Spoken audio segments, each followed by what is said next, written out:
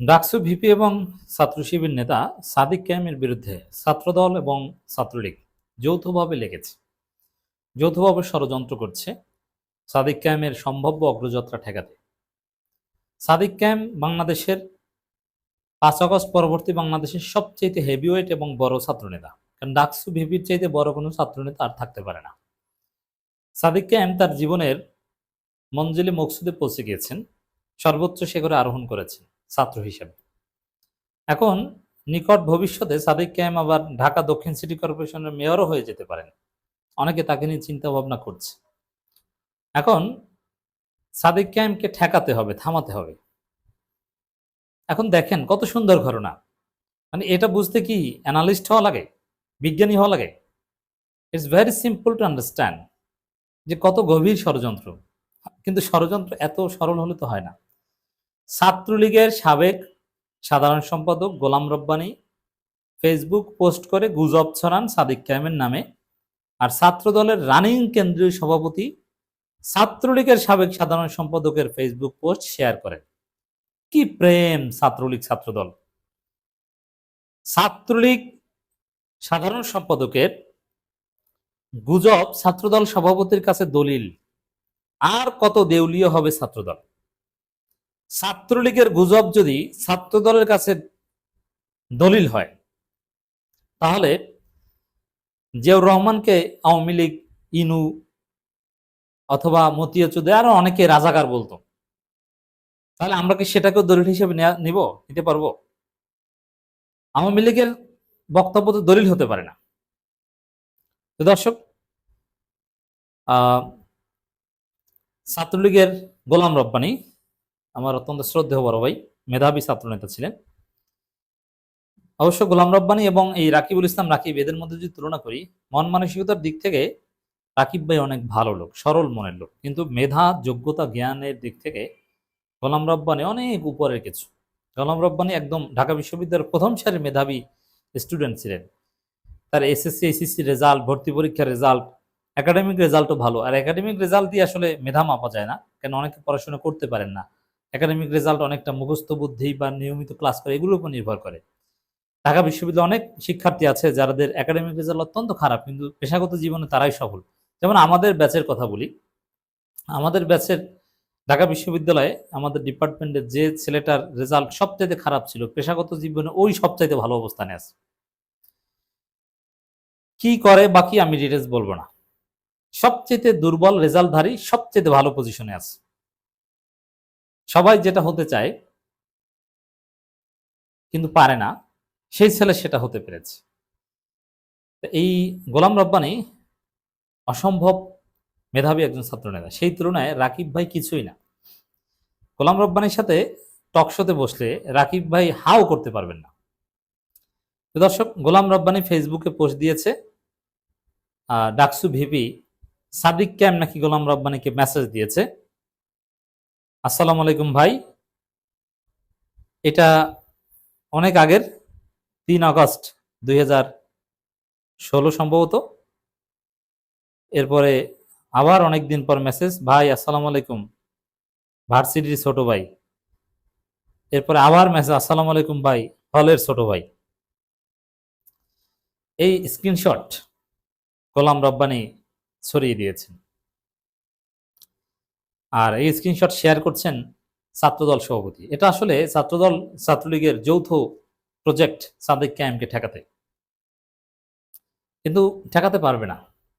সাদিক কায়েমকে ডাকসু বিবি হতে দিবে না এমন কোনো নোংরামি নাই যে সাদিক কায়েমের বিরুদ্ধে না করা হয়েছে। সে আবু বকর মজুমদার, আব্দুল কাদের কত নোংরামি করেছে। এসব নোংরামি করলে, মিথ্যা ছড়ালে কাউকে ঠেকানো যায় না। জিততে হলে প্রতিযোগিতায় জিততে হয়, তার চাইতেও ভালো কাজ করতে হয়।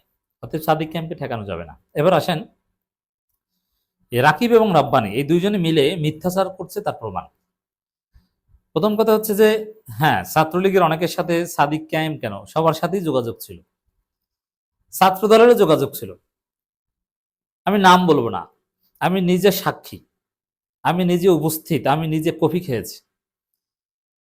কাঁটাবনে একটা রেস্টুরেন্টে বরিশাল অঞ্চলের একজন বরিশাল অঞ্চলে বাড়ি, ঢাকা বিশ্ববিদ্যালয় ছাত্রলীগের সাবেক সভাপতি ছিলেন তিনি।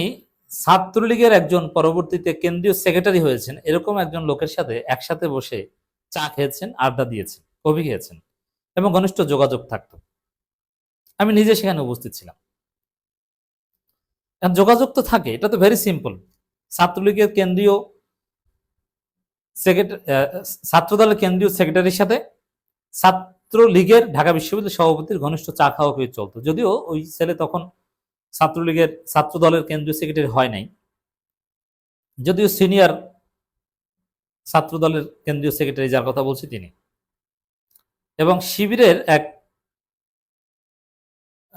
সূর্য সেন হলের এক সাবেক সভাপতি, তিনি একজন শিক্ষক, তার সাথে ওই যে ছাত্রলীগের ঢাকা বিশ্ববিদ্যালয় শাখা সভাপতির কথা বলছি, তিনিও একসাথে গাউসিয়া মার্কেট, নীলক্ষেত, ওইসব জায়গায় একসাথে দেখা করেছেন, চা কফি খেয়েছেন, আড্ডা দিয়েছেন। এটা ছাত্র রাজনীতিতে হয়, এখন তো নর্মাল, এখন তো হওয়াটা জরুরি, বা এখন তো হবেই।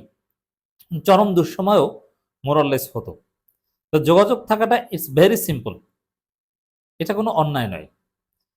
ছাত্রদলের কেন্দ্রীয় সভাপতির সাথে ছাত্রলীগের কেন্দ্রীয় সভাপতির তখনও যোগাযোগ হতো, অথবা একে অপরের একজনের নাম্বার একজনের কাছে থাকতো, মেসেজিং হতো। তা এটা কি অন্যায়? It's very simple. তো সেখানে সাদিক ক্যাম্প যে মেসেজ দিয়েছে বলে দাবি করা হচ্ছে, এই মেসেজ সত্য হলো, এখানে তো আপত্তিকর কিছু নাই। সালাম দিয়েছে বিশ্ববিদ্যালয়ের ছোট ভাই, এটা কি মিথ্যে কথা?